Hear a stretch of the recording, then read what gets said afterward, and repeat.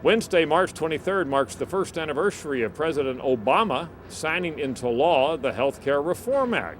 Right here in Washington, D.C. is where he signed it into law a year ago. Where does the public stand on it now, a year later?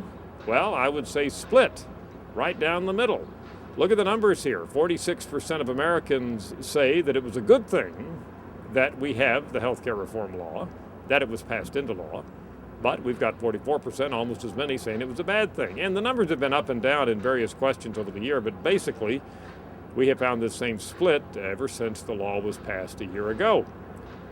One reason that Americans are split is that there's a huge partisan divide on perceptions of the health care reform law. Look at this.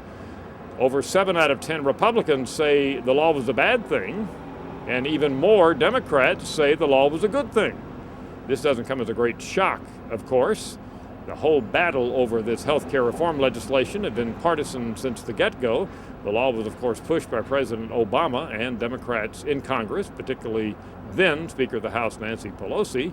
Republicans vehemently have opposed it, and now rank-and-file Americans continue to be just as divided as their representatives here in Washington.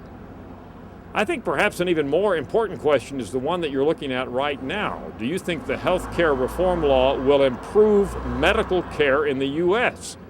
And this is a problem for the supporters of the law because less than half, in fact just 39% of Americans say yes, that it will improve medical care in the U.S. And, of course, that's the whole purpose of the law. So if you can't get over half of Americans to say it will improve medical care, obviously you're not going to get a tremendous amount of positive support. Finally, we have even fewer Americans who say that the health care reform law will improve their personal medical care. Look at that, just a quarter of Americans think it will help them personally. The rest either say that it will worsen their medical care or things will be about the same. So bottom line is this is a political issue, no question about that, split right down the middle.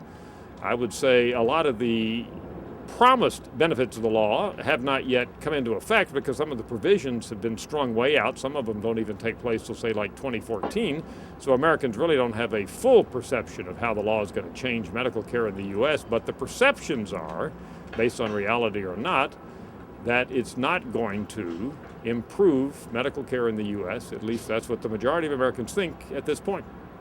I'm Dr. Frank Newport, Gallup's editor-in-chief.